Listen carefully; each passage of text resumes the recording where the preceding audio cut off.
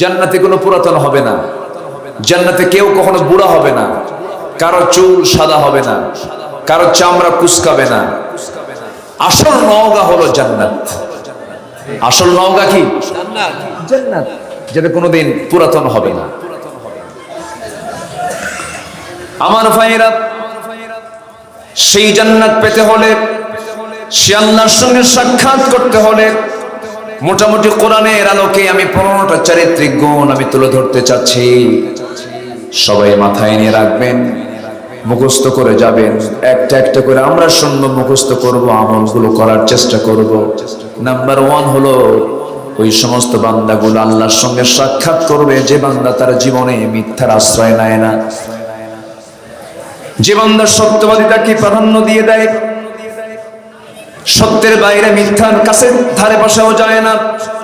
আল্লাহ রাব্বুল আলামিন বলেন, ইয়া আইয়ুহাল্লাযীনা আমানুত্তাকুল্লাহা ওয়া কুলু قولا سديدا يصلح لكم أعمالكم ويغفر لكم ذنوبكم ومن يطع الله ورسوله فقد فاز فوزا عظيما جرب الله أكبر ইমানদারেরা তোমরা আল্লাহকে ভয় করো আর সোজা সাপটা কথা বলো, মিথ্যার আশ্রয় নিও না, মিথ্যার প্রতারণার ফাঁদে পা দিয়ে মিথ্যার দিকে তুমি যেও না, সর্বদা সত্য কথা বলবে, মিথ্যার কাছে যাবে না। এক সাহাবী নবীর কাছে এসে বললেন, ইয়া রাসূলুল্লাহ, আমি বেশি আমল করব না, আপনি আমাকে শুধু একটা আমল দিয়ে দেন। নবীর কাছে কয়টা আমল জানতে চাইলেন? একটা আমল তিনি শিখতে চাইলেন। হুজুর আমি বেশি আমল করব না, একটা আমল আমাকে শেখায় দেন। রাসূল শুধু তাকে বললেন, তুমি যদি একটা আমল শুধু করতে চাও, এক আমলই তোমাকে জান্নাতে নিয়ে যাবে। সে একটা আমল হলো মিথ্যা কখনো বলবা না। যাও, সুবহানাল্লাহ বলবেন না? ওয়াজ কি বেশি লাগে? এই একটা ওয়ার্ড যদি আমরা আজকে শিখে যাই, মিথ্যা বলবো না, এই বাক্য যদি আমরা আমল করে আল্লাহর কসম করে বলি যে মিথ্যা ছেড়ে দেবে, সে জাহান্নামে যাবে না। আল্লাহু আকবার বলেন। কিন্তু আমাদের দেশের অধিকাংশ মানুষগুলো সত্য কথা বেশি বলে না মিথ্যা কথা বেশি বলে? বলেন বলেন, সত্য না মিথ্যা? মিথ্যা। দেখেন না, ক্ষমতা থেকে পালানোর 7 দিন না মাত্র 5 দিন আগে বললো হাসিনা পালায় না, কইছে না? বলছে কিনা বলেন? 5 দিন পার হইছে, পালায় চলে গেল। সম্মানিত ভাইয়েরা, 45 মিনিট সময় বেঁধে দেওয়া হয়েছিল। দুপুরের খাবার প্রস্তুত করা হয়েছিল গণভবনে, খাবারটাও তার কিসমতে জোটে নাই। সারা মাস জুড়ে আমার সন্তান, আপনার সন্তানরা ছাত্র বৈষম্য বিরোধী আন্দোলনের সেই ছাত্রগুলো আন্দোলন করে করে ক্লান্ত, ক্ষুধার্ত পেট নিয়ে গণভবনে ঢুকে মুরগির রানগুলো ওরাই খাইছে। দেখেন না আপনারা? দেখেন নাই? দেখেন নাই? আমি মাঝে মাঝে আমি একটু চিন্তা করি। আমার মনে একটা ধারণা ছিল ডিভাইসের যুগে, এই মোবাইলের যুগে, গেমসের যুগে, ফ্রি ফায়ার পাবজির যুগে ছেলেপুলেগুলো মনে হয় মাদকাসক্ত হয়ে পড়লো, ডিভাইস আসক্ত হয়ে পড়লো, নষ্ট হয়ে গেল। এটা আমার একটা ধারণা ছিল। কিন্তু ওরা যে সাথে মাতাল তালে ঠিক তা বুঝি নাই। ওরা কিন্তু তালে ঠিকই ছিল, আসল জায়গা মতো ওরা হানা দিয়েছিল। গণভবনকে তারা সেদিন গণভবনেই রূপ দিয়েছিল। আলহামদুলিল্লাহ বলে, জোরে বলি আলহামদুলিল্লাহ। সম্মানিত ভাই, সম্মানিত বন্ধুগণ, এই দুনিয়া জুড়ে যেই গোষ্ঠী জুলুমের পথ বেছে নিয়েছে তাদের অবস্থা ফেরাউন হামানদের মতোই হয়েছে। সম্পদ দিয়ে কি করবেন? সম্পদের বিশাল পাহাড়, গোটা বাংলাদেশের টপ ধনী, বিশাল ধনী, হলমার্ক শেয়ার বাজার কেলেঙ্কারির মূল হোতা সালমান এফ রহমান ওরফে দরবেশ।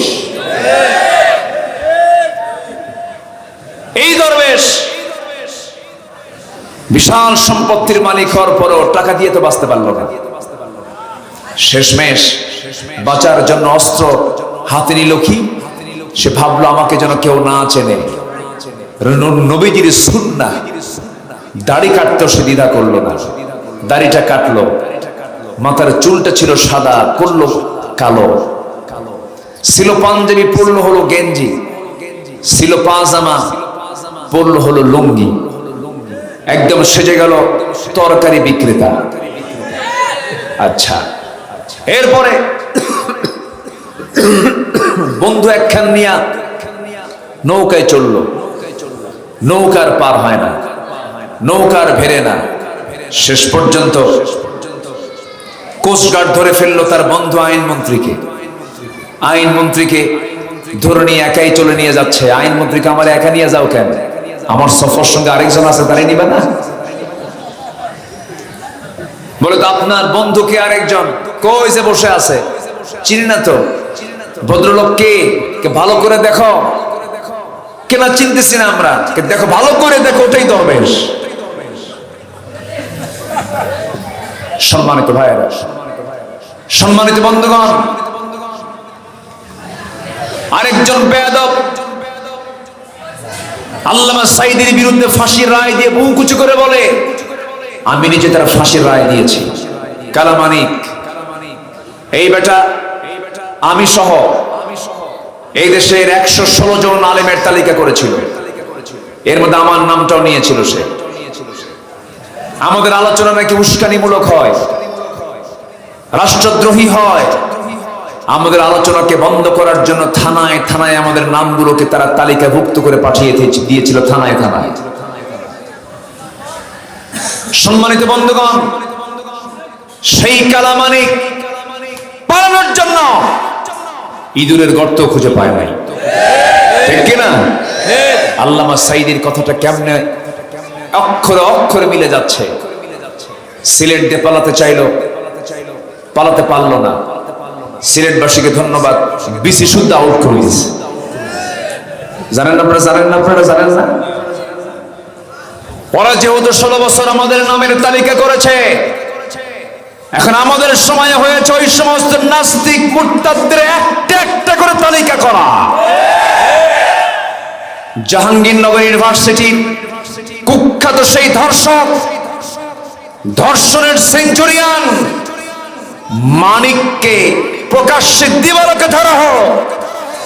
এই সমস্ত কুলাঙ্গারদের ধরে প্রকাশ্যে দিবালোকে ওদেরকে ঝুলায় মেরে এদের রক্ত, মাংস, হাড়, হাড্ডি কুত্তা বিলাই দিয়ে খাওয়ানো দরকার। রাজি আছেন কারা কারা? হাত উঁচু করে দেখা।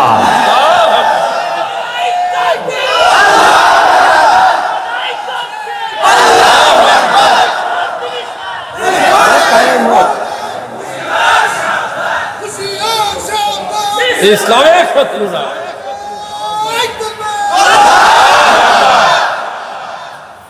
আমাদেরকে বলেছ আমরা রাজাকার, পাকিস্তানের রাজাকার বলে গালি দিয়েছ।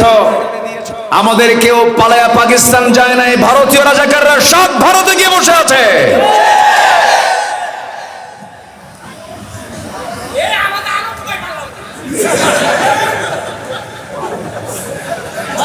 ওয়াজ কি শুধু আমি পারি? শ্রোতাও তো কম না দেখি। বলি আলহামদুলিল্লাহ। এখানে এত কথা হয় কেন? এখানে পাশে কি? হ্যাঁ, পাশে কারা কথা বলে? আমার দিকে তাকান। আলোচনা চালাবো, আলোচনা চালাবো। মঞ্চে উঠতে দেয়নি, এই নওগাঁতে মঞ্চে উঠতে দেয়নি। মঞ্চের নিচ থেকে আমাকে নিয়ে চলে গেছে, না আপনার মঞ্চে ওঠা যাবে না। আবার মঞ্চে উঠলেও বলা হয়েছে হুজুর ওয়াজ করবেন 2 জায়গা, একটা আকাশ, একটা কবর। দুনিয়া নিয়ে কোনো কথা কবেন না, দুনিয়া আমরা দেখব। কত বড় হারামজাদা আছে না? নাই?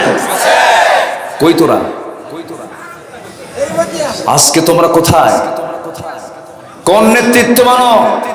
যে নেতাগুলো তোমাদেরকে অসহায় করে পালায়া চলে যায়। কোন নেতৃত্ব মানো? ওই নেতৃত্বের মুখে জুতা মারো। আমার নবীর নেতৃত্ব ধরো। আমার নবীজি সাহাবে কেরামকে থুয়ে পালান নাই। আল্লামা সাঈদীর সাথে 2009 সালে একসঙ্গে হজ হয়েছিল। 2009 ওনার জীবনের শেষ হজ, আমার জীবনের ফার্স্ট হজ।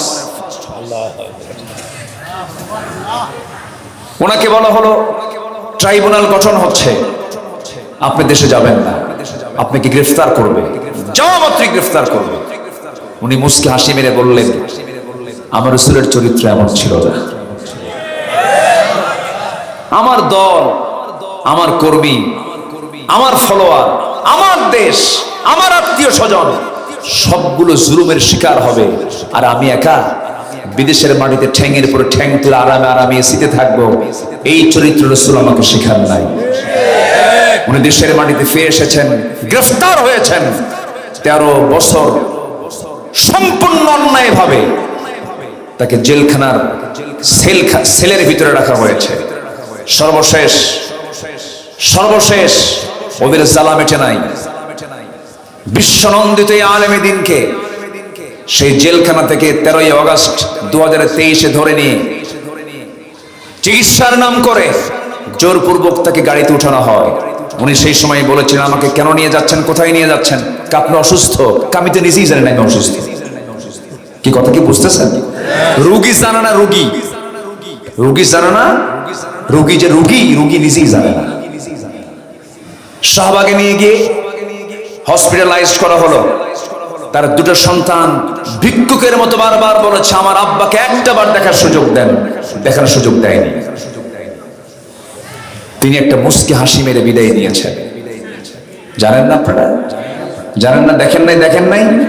ওনার শেষ বিদায় ছিল কান্না না হাসি? কান্না না হাসি? ওই হাসি প্রমাণ করে দেবে আগামীর পূর্ব দিগন্তে ইসলামের সূর্যোদয় হয়ে যাবে। তার সঙ্গে সুস্পষ্ট ভাষায় জানান দিতে চাই, আল্লামা সাঈদীর এই বর্ণাঢ্য জীবন 13টি বছরও যারা কেড়ে নিয়েছে এবং সর্বশেষ তার হত্যার সঙ্গে যারা জড়িত, অবিলম্বে তাদেরকে গ্রেফতার করা হোক, চূড়ান্ত শাস্তি নিশ্চিত করা হোক। কারা কারা চান হাত উঁচু করে দেখেন মুসলমান? কেউ তো স্লোগান দেন না।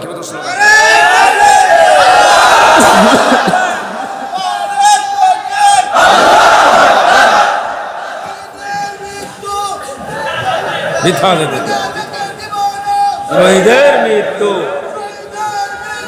মিথ্যা যেতে দিব না।